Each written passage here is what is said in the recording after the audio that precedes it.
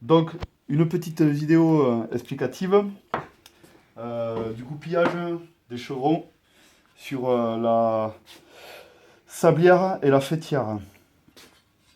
Donc là, on a le profil de sablière. Voilà, classique, même s'il a un peu évolué. Là, on a le bac de gouttière, la réhausse. Le bac de gouttière, généralement, est prémonté déjà sur la sablière, comme ça. Pour faire court, le chevron, lui, est composé d'un bout de chaque côté, d'une bavette qui est prémontée à l'atelier, qui servira de drainage pour l'écoulement de l'eau en partie basse. Donc en fait, il faut commencer d'un côté et faire en suivant. Le principe est simple, c'est qu'une fois que vous avez votre fêtière, votre sablière pardon, posée sur les châssis, et votre fêtière que voilà, fixée au mur, comme ça, il suffit simplement de poser le chevron en partie haute, comme ça, et en partie basse, comme ça. Si vous respectez les côtes, ça va très bien se passer. Il faut savoir qu'il y a une marge à ce niveau-là, un profil variable. Il est important de bien le verrouiller avec des autoforeuses. Donc le chevron pour le verrouiller, on a une goupille que l'on vient mettre, que l'on vient glisser entre le profil de fêtière et l'embout, de cette manière-là. Alors au début c'est pas simple, mais après, une fois qu'on a pris l'habitude, ça se fait tout seul. Donc là on est en vertical, c'est posé sur la table, il n'y a rien de facile. Et quand c'est en horizontal, ça se fait généralement assez facilement. Voilà. Et voilà, ça rentre tout seul. Donc le but, c'est de laisser dépasser la goupille à moitié.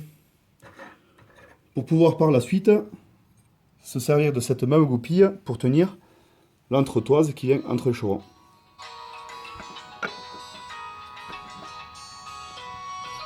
Voilà.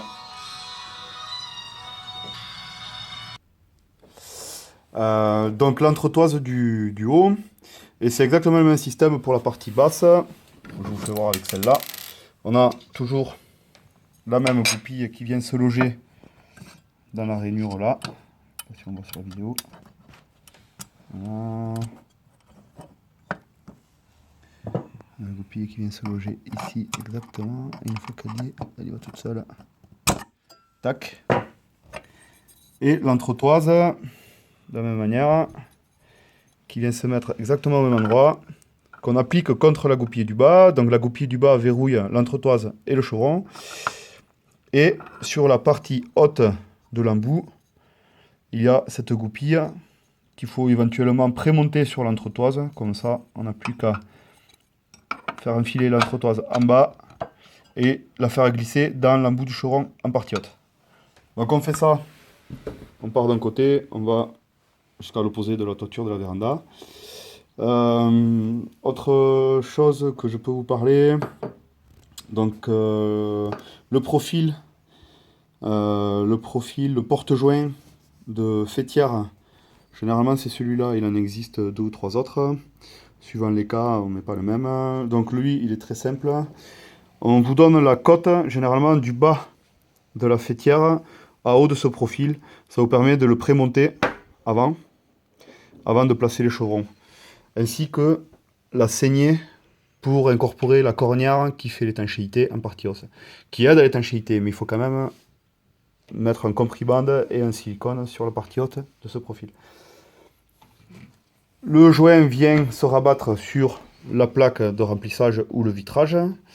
Et contre le joint, on a la bride, voilà, qui sont composés comme ça, qui viennent se visser sur les remplissages.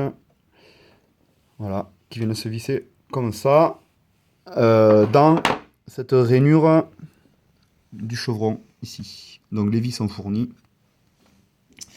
En finition, dessus, on a un capot. On a le capot avec les bouchons qui viennent se clipper sur le profil de bride. Autre chose très importante, sur la cornière qui sert de butée de vitrage en brut. Voilà, cette cornière, elle est en montée. Une fois que vous avez monté les chevrons, les entretoises, tout le système, il faut monter cette cornière. Avant de mettre les remplissages, il est important de prévoir forcément un calage à ce niveau-là et un calage à l'opposé avant de coller cette cornière sur les remplissages. Voilà, donc j'ai dit bien coller si c'est du vitrage, si c'est des panneaux, il faut la visser éventuellement. Il faut impérativement drainer ce joint parce que l'eau qui s'écoule ici, une fois que vous avez réalisé les perçages de la cornière de drainage, vient se loger ici, il faut qu'elle puisse s'évacuer dans la gouttière. Donc il est important de réaliser des drainages à ce niveau-là avec le cutter. Faut pas hésiter à en faire, hein, des drainages à ce niveau-là. Autre détail, donc comme je viens de vous dire, hein, mais je ne l'ai pas spécifié avant, il faut absolument percer cette cornière brute en bas des bavettes de chaque côté.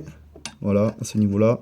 Faire un perçage diamètre 8, diamètre 10, peu importe, pour permettre l'évacuation des eaux qui longeraient le chevron, puis la bavette, et qui s'écoulent finalement dans la gouttière.